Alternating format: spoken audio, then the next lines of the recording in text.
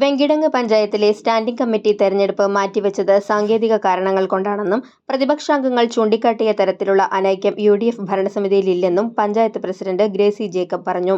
LDFന്റെ 10 വർഷത്തെ ഭരണപരാജയം മറയ്ക്കുന്നതിനു വേണ്ടിയാണ് ഇത്തരത്തിലുള്ള ആരോപണങ്ങൾ പ്രതിപക്ഷം ഉയർത്തുന്നതെന്നും ജനങ്ങൾ ഏൽപ്പിച്ച ഉത്തരവാദിത്വം വരുന്ന 5 വർഷങ്ങളിൽ സമാനതകളില്ലാത്ത തരത്തിൽ ഏറ്റവും ഭംഗിയായി പൂർത്തിയാക്കുമെന്നും പ്രസിഡന്റ് കൂട്ടിച്ചേർത്തു.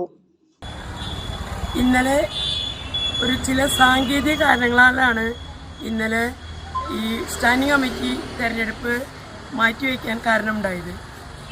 അതിനെ മറപിടിച്ചുകൊണ്ട് LDFന്റെ 10 വർഷത്തെ അവരെ പ്രവർത്തനങ്ങൾ മറച്ചു പിടിക്കുന്നതിന് വേണ്ടി ഉണ്ടാക്കിയ ഒരു തന്ത്രമായിട്ടാണ് ഇതിനെ ഞങ്ങൾക്ക് കാണാൻ കഴിയുന്നത്.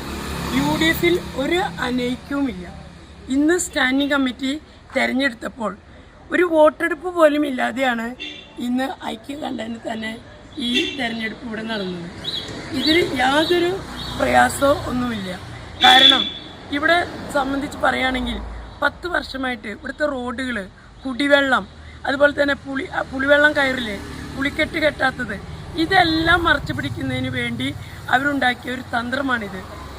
ഈ 5 വർഷം നിങ്ങളെ ഏൽപ്പിച്ച, ഈ ജനങ്ങൾ ഞങ്ങളിൽ ഏൽപ്പിച്ച, UDFനെ വിശ്വസിച്ച് ഞങ്ങളിൽ ഏൽപ്പിച്ച ദൗത്യം സമാനതകളില്ലാതെ ഞങ്ങൾ ഈ 5 വർഷം വളരെ നല്ല രീതിയിൽ തന്നെ ഞങ്ങൾ പൂർത്തിയാക്കും.